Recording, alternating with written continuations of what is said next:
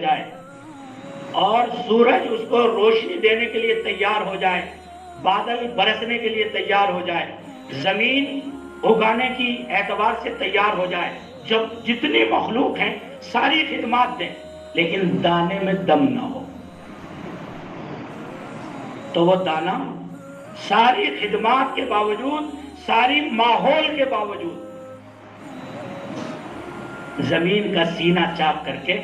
اپنے آپ کو ظاہر نہیں کر سکتا۔ مانتا ہوں ماحول تھا، حضرت مولانا سید انور شاہ کشمیری نور اللہ مرقدہ وبرد اللہ مرجعات دیوبند کے لیے نہیں، ملک کے لیے نہیں، بلکہ پورے عالم کے لیے آیت اللہ فی الارض تھے، اللہ کی نشانی تھی قدرت کی۔ اور آپ ہی کے مبارک چہرے کو دیکھ کر غیر مسلم کہا کرتے تھے اگر یہ چہرہ مسلمان ہے تو اسلام سچا مذہب ہے۔ یہ آپ کے دادا کا حضرت مولانا تشریف ہے، اور قریبی ممالک میں جتنے مدارس اور ان کے بانیان تمام اس گھرانے کے مرہون منت اور ان کے شاگرد عزیز پاکستان میں دیکھ لو، بنگلہ دیش میں دیکھ لو، ممالک اسلامیہ میں۔ لیکن اللہ نے اس بندے کو قدرتی اعتبار سے جو جوہر دے کر نوازا تھا، اپنے بڑوں کی یاد تازہ کر دی، اور جو قلم کی جولان گاہی اللہ نے اس مبارک فعال صالح عالم دین اور اپنے وقت کے بہترین فقیہ محدث مدرس اور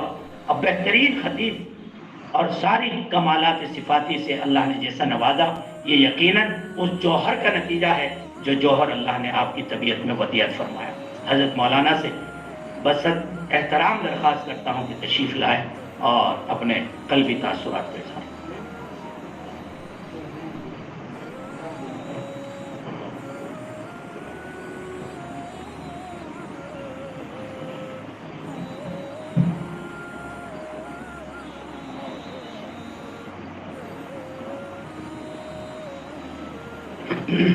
نحمده ونصلي على رسوله الكريم اما بعد فاعوذ بالله من الشیطان الرجیم بسم اللہ الرحمن الرحیم۔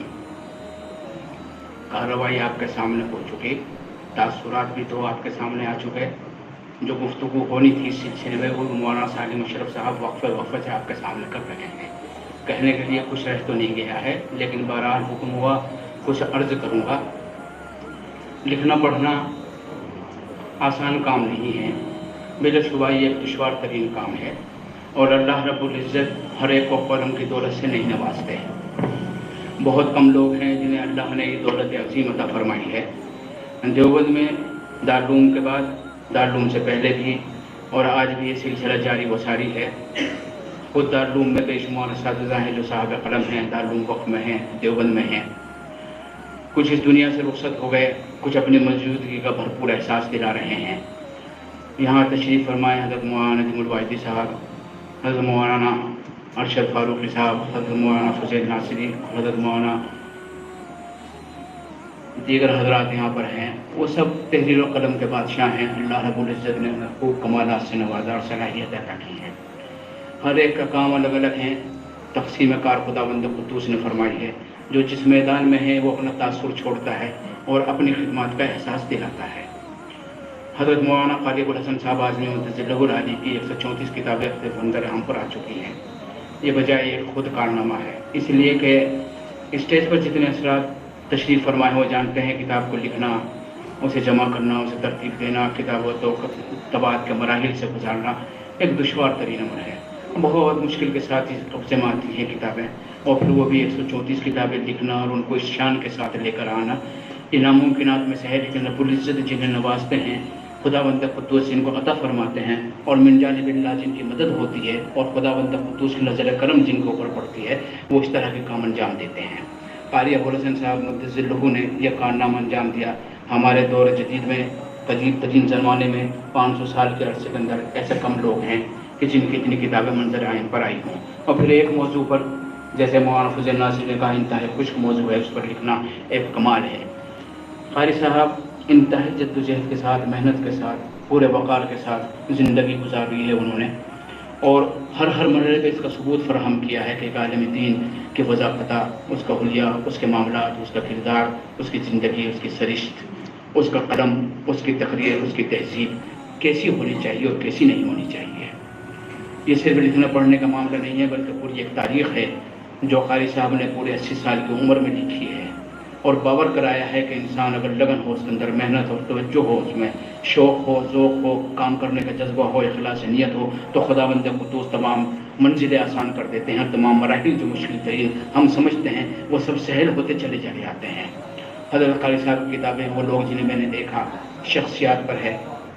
جن لوگوں کے قاری صاحب کے تعلقات رہے، مراسم رہے، جن کی صحبتیں حاصل رہیں، جن کی مجلسوں میں حاضر رہے یا جو ان کی خدمت میں حاضر ہوئے، وہ سب کو انہوں نے سمیٹا ہے، وہ لوگ جنہیں میں نے دیکھا۔ شخصیات پر لکھنا بلا شبہ ہر دور کے اندر رہا ہے، اور پھر خاکہ نگاری ایک ایسی صنف اس میں آئی کہ لوگوں نے شخصی مضامین سے ہٹ کر خاکہ نگاری کے اندر بھی ید طولہ کا مظاہرہ کیا۔ آپ جانتے ہیں پروفیسر رشید احمد صدیقی کو کہ ان کی کتابیں ہم نفسان رفتہ، گنہائی کرام آیا اردو کی شاہکار کتابیں ہیں۔ مولانا عبد المجید دریا آبادی کے معاصرین کو ہم ایک ایسا شہپارہ قرار دے سکتے ہیں کہ اردو دفناس کرے گا جب تک اس دنیا کے اندر موجود ہے، اور زندگی کی ہم ہمی سے ہم اور آپ وابستہ ہیں، آنے والی نسلیں وابستہ رہیں گی۔ اسی طریقے سے مولانا عبدالحق صاحب کے ہم عصر ہے، بے شمار کتابیں اس موضوع پر لکھی گئی ہیں، لیکن سب کی خصوصیت یہ ہے کہ نہایت بہترین اسلوب ہے، انداز بیان نہایت جاذب اور دلکش ہے۔ ان کے قلم نے ایک ایسی لکیر واضح طور پر قائم کر دی ہے کہ دوسری اصناف کے درمیان اور خاکہ نگاری کے درمیان کہ ہر ایک کے لیے اس راہ پر چلنا نہایت مشکل اور ناممکن ہے، لیکن قاری صاحب نے ان تمام اسلوب کو، ان اسالیب کو، نثر کے اس بیانیوں کو، ان تمام کیا کہتے ہیں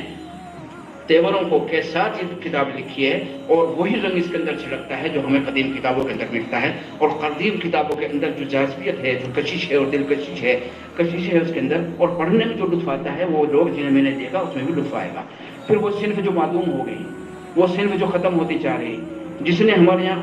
خطوط غالب کی صورت میں رنگ اختیار کیا تھا، جس نے خیری کے خطوط کی صورت میں ہمیں ایک کیا کہتے ہیں نشان منزل ہمیں دکھایا تھا، مولانا ابوالکلام آزاد کی خوار خاطر نے ہمیں جس منزل پر پہنچایا تھا، آج وہ صنف معدوم ہو گئی، خط لکھنے کا سلسلہ بند ہو گیا، ہزاروں راز کھلتے تھے، ہزاروں معلومات حاصل ہوتی تھیں، تاریخ کے پردوں سے کیا کہتے ہیں پیچھے جھانکتی تصویریں، اور تاریخ کی دیواروں پر آویزاں کیا کہتے ہیں وہ تصویریں جنہیں ہم خطوط کی صورت میں دیکھتے تھے، وہ آج ہمارے نظروں سے معدوم ہو گئی اور اوجھل ہو گئی۔ قاری صاحب نے اس صنف میں بھی وہ تمام خطوط پیش کیے ہیں جو ان کے اکابر نے، ان کے بڑوں نے، ان کے معاصرین نے، ان کے چھوٹوں نے لکھے ہیں ان کو، اور یہ سلسلہ وہیں ملتا ہے جا کر جو مکتوبات مجدد علی ثانی کا سلسلہ ہے، جو اخبار خاطر کا سلسلہ ہے، جو رشید احمد صدیقی یا خطوط غالب کا سلسلہ ہے، یہ تمام کے تمام سلسلے وہی ہیں جو انہیں ہم علمی اور ادبی سلسلے کہا کرتے ہیں۔ دوسرے دارالعلوم دیوبند کے مشائخ حدیث پر گفتگو کی ہے قاری صاحب نے، اور تیسری کتاب ان کی اس موضوع پر آ رہی ہے۔ دارالعلوم دیوبند کی شروعات حضرت شیخ الحدیث رحمۃ اللہ علیہ سے ہوتی ہے، یہ سمجھ لیجیے بحیثیت شیخ الحدیث حضرت مولانا قاسم نانوتوی رحمۃ اللہ علیہ سے حضرت شیخ الحدیث رحمۃ اللہ علیہ نے حدیث کی کتابیں پڑھی،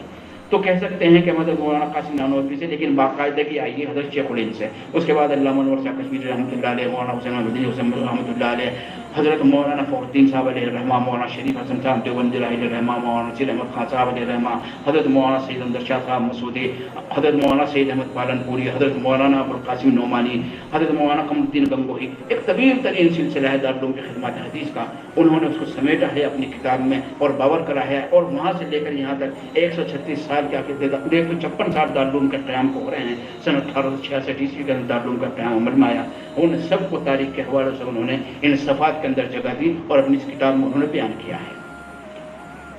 قاری صاحب کے خدمات جلیلہ اور کارہائے نمایاں کے بارے میں کیا کہا جا سکتا ہے، میں نے بہت قریب سے ان کی زندگی کا مشاہدہ کیا، صرف کرتاس و قلم سے وابستگی کوئی معنی نہیں رکھتی انسان کی، جب تک اس کا اخلاق، اس کا کردار، اس کا عمل، اس کے معاملات، اس کی زندگی، اس کی فکر، یہ تمام کی تمام کے اندر ہمیں یکسانیت نہیں ملے، جب تک وہ آدمی قابل قبول نہیں ہو سکتا۔ قاری صاحب کے ہمیں نے دیکھا وفاداری بھی ہے، حسن سلوک بھی ہے، حسن عمل بھی ہے، کردار کی پختگی بھی ہے، فکر بھی ہے، تدبر بھی ہے، دور اندیشیاں بھی ہیں، دور فہمیاں بھی ہیں، خود نوازی بھی ہے، بڑوں کا احترام بھی ہے، تمام چیزیں ان کی زندگی میں اس طرح دلی آتی ہیں اور چلی آتی ہیں کہ ہمیں احساس ہوتا ہے کہ ایک نمونہ اور ایک آئیڈیل شخص سے ملاقات کر رہے ہیں۔